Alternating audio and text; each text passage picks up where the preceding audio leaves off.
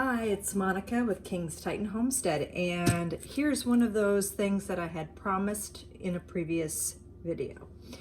I mentioned that I was going to be making ajo fuerte salsa de Cumpas. Okay, so let's start out with ajo. Ajo, A-J-O, is actually the word. In Spanish, it means garlic. And we had an interesting thing. So A-J-O, ajo. There's actually a town in Arizona. It's unincorporated, and it's called Ajo. I always thought that there was wild garlic in the mountains in that area. We have some wild onions in the area and things like that. And I always thought, well, there's wild garlic. But that doesn't seem like maybe it's the case with, I just kind of was looking into the history, and basically the O'atam are the people that live here prior to even the Spaniards arriving. Previously called the Papago, they were able to get their names changed back to what they call themselves, which is the O'atam, or means the people. And so the people in this area of where I live are the Tohono O'atam, which means the desert people. So they believe that when the Spaniards arrived into this area, that the O'atam had said that the area was ajo. And so the Spaniards heard ajo, garlic. But what the O'atam meant, ajo, was a paint pigment. Their language is very different, and so just from misinterpretation, they call the area garlic, and the Spaniards did, but really the O'atam say it's a paint pigment. Their pottery was well known for red on brown or red on buff, and the brown color, the red color, the paint pigment itself is a hematite source. That is turns a beautiful red and firing and everything. And so those mountains in that area are extremely mineral rich. And so not only did the O'atam mine it for minerals that they could use, but the Spaniards then mined it, and then the early miners mined it, and it's great. You know, there's a very mineral rich area, and so that's what it's supposed to be, I guess.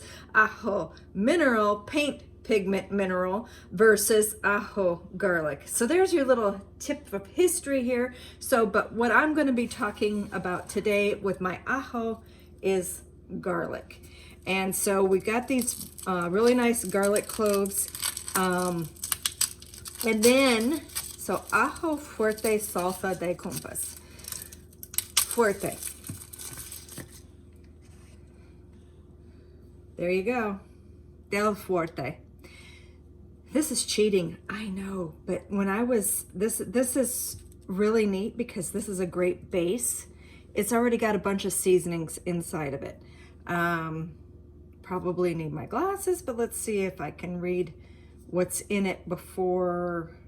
Okay, so it's got water, tomato paste, some salt already, citric acid to acidify, onion powder, cayenne powder, and garlic powder. So this is already like a really cool base to start with. So that's the fuerte part. So we have ajo fuerte de Cumpas, and which is of Cumpas, which is the town that I learned how to make this salsa in. So literally I was down on a ranch in Cumpas, Sonora, Mexico, and the cook taught me how to make this salsa. She said it was a favorite of her father's, and I ate so much of it. I absolutely adored this salsa. So that's what I'm going to be making here. Okay, if you've not seen one of these, it literally takes the peel right off your garlic.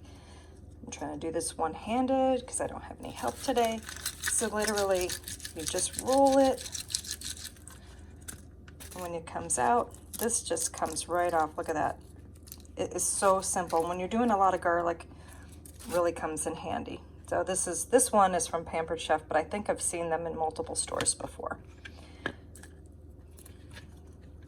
Like I said, just really simple. And I'm doing this one-handed with my left hand. I'm not even left-handed. The garlic, look at that.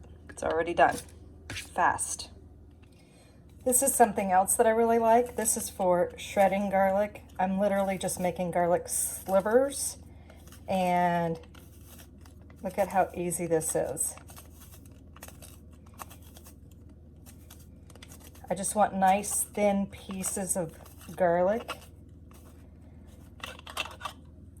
So what you do is you just load up the slicer, and then it's got, as you can see, slices on the bottom, and you put this on, you just turn it. It's very simple to use. It's really nice for making it. I'm all for speed. I want stuff in the kitchen that doesn't take very long. Get it done and get out of here. But making fresh things to eat. I'm hoping I didn't overload it. Take a peek at that. Look at how wonderful. Now I got all this shredded garlic. This is such a cool tool. Ooh, I'm overfilling. Okay, so the next ingredient is one of my favorites, and some people just can't stand it and other people love it. Some people's taste buds actually turn cilantro, make it taste like soap to them. And then other people actually get a different flavor. They get the cilantro taste, which is actually very strong. So some people love it, me. Some people hate it. Dan, he cannot eat any cilantro. So it's very difficult for him to actually go to a Mexican restaurant, which is really sad because I absolutely love Mexican food. So what happens is I end up making a lot of Mexican dishes here at the house so that, one, it saves money. Two, I can't do a whole lot of salt anymore. I really hate having a lot of salt in my food. I like adding my own. And a lot of times the restaurants nowadays are just way too salty. I can't even sleep because I'm so thirsty. Got cotton mouth going on, and it's just, I just can't do excess salt. This Del Fuerte tomato sauce, probably gonna be salty enough for me. I'm not gonna have to add anything to this salsa. So basically I got myself a really nice clump of beautiful fresh cilantro, and I am just going to dice it up so that it's a lot smaller. Give me just a second. Okay, so what we have here is basically one head of sliced garlic inside of one box of the Del Fuerte tomato sauce, and it's 7.4 ounces, very small. I'm not sure if you can get this on Amazon or not. I know that most of the Mexican style grocery stores carry this. It's like a very famous base. So I'm gonna put like a handful, nice clump. And this is, to taste. So you add your cilantro to it, but that's not all. We're not finished yet. The last ingredient, literally, here we go. 3 ingredients in this, no, 4, sorry. 4 ingredients in this salsa total. And it's very quick to make, very simple. So the last ingredient is another native plant from this area, from all the way down in Sonora, all the way up into Arizona. We have a wild pepper called a chiltepin. Here in Arizona, it is actually illegal to harvest it from nature in the wild, if you can even find it. I have literally lived here like 26 years, and I have never seen a wild chiltepin bush here in southern Arizona. They are protected.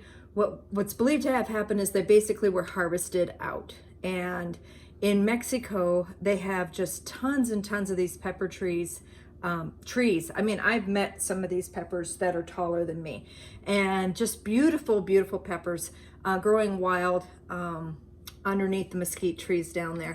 And it makes these really, really small, teeny pepper. These are dried. They pack a punch. I mean, look at that. Just a little teeny pepper, but these are nice dried peppers. So this is one of the cutest, absolutely most of the, and they basically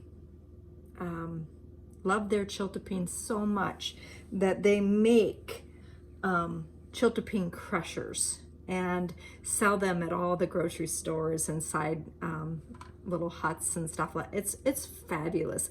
I absolutely love chiltepine crushers. They're so unique and so cool that I kind of have a small collection of them. Many of them are made from ironwood.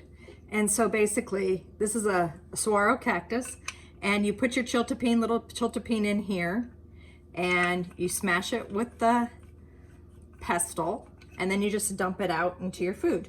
And it's so cool because like all the ranches and everything, they've got these, you know, all the dining room tables, they've got these cute little things sitting on the table for you to crush your chiltepine.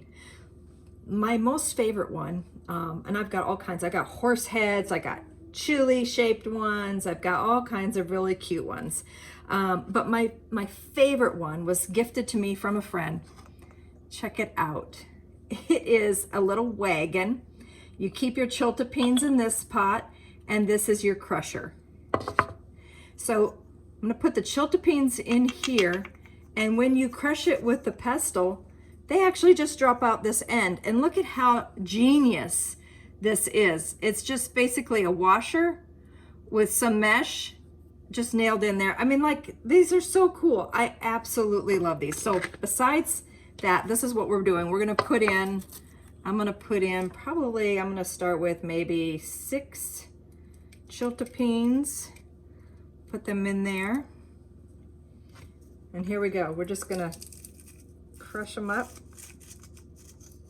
And I don't know if you can see it just all flopping down in there. It's absolutely lovely. This is so easy. Woo, the peppers. I have it a little high. I'm getting a good whiff of them. Ooh, starting to burn my throat. They're good. Woo, good peppers. Woo. Let's add some more of those. Oh my God. Ugh.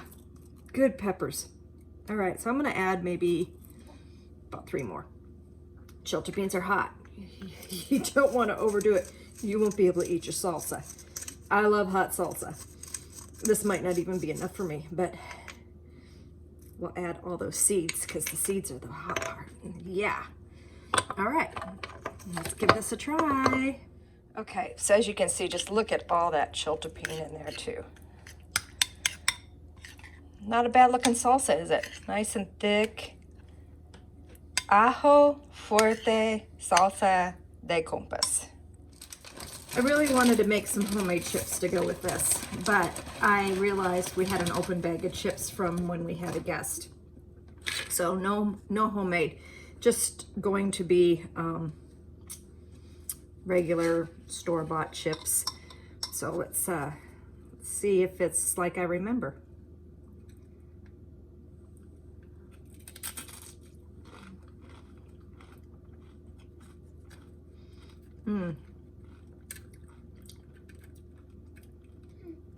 Oh yeah.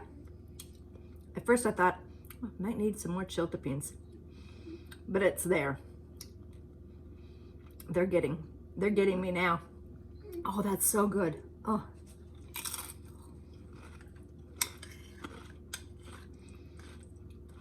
It's so good for you. Look at all that garlic. With Halloween coming, this will keep the vampires away.